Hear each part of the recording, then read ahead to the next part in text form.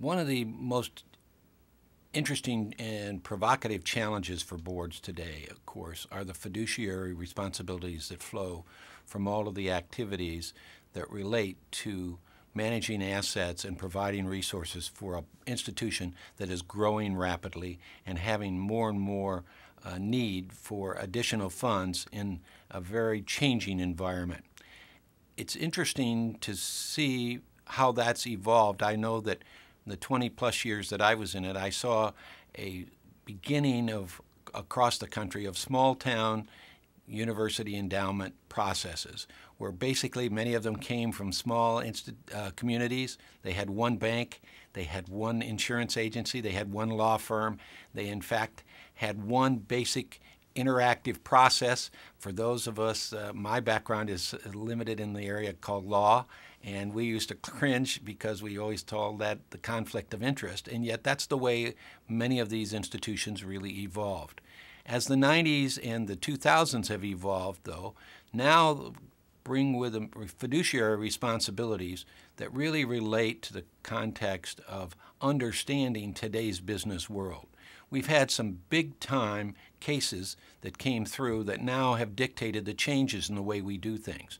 Sarbanes-Oxley came as a result of a major corporate changes in the early part of the 2000s and now brought to the business world fiduciary responsibilities. Everybody said, well, yes, but foundations and institutions like the university-related activities are nonprofits. They're not affected by that. Absolute baloney. I am, by background, a lawyer, and knew right away that once we saw the business world start to change, we were going to change.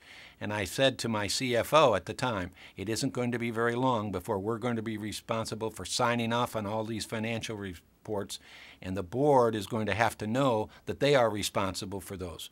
So in the early 2000s, we all set out as a course, as a result of Sarbanes-Oxley, to make significant changes in our board activities. We had a real change in who was on the audit committee.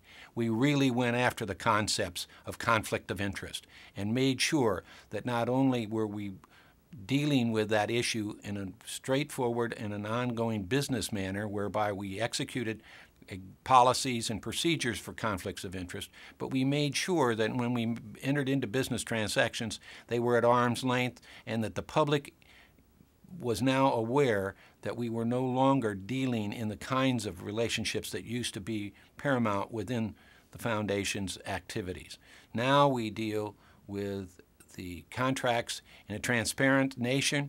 They are all bid situations. We're very careful about how we handle those situations. The fiduciary responsibilities now have a very definite set of policies and procedures. And nationally, you've now seen a major change in the taxing situation. The 990 that is filed by the foundation is much more. It used to be a very small document. Now it can be up to 60 pages. It's now online. It's very transparent. The audits are very transparent. And the board members, as a result, now have to become much more educated in these areas and be aware that they have an oversight process. So the kinds of management responsibilities that they have where they deal with the compliance issues and all the reporting that they have to do under the 990 and the State Secretary of State and the other kinds of reporting situations, since they are tax-exempt entities, they have those responsibilities. The second aspect is all the governance necessary and the conflicts of interest in the committee on directors and making sure those are executed, and then that they have the appropriate policies and procedures to support that kind of activity, and that their chief financial people are reporting back to the board that these in fact are being complied with on an annual basis.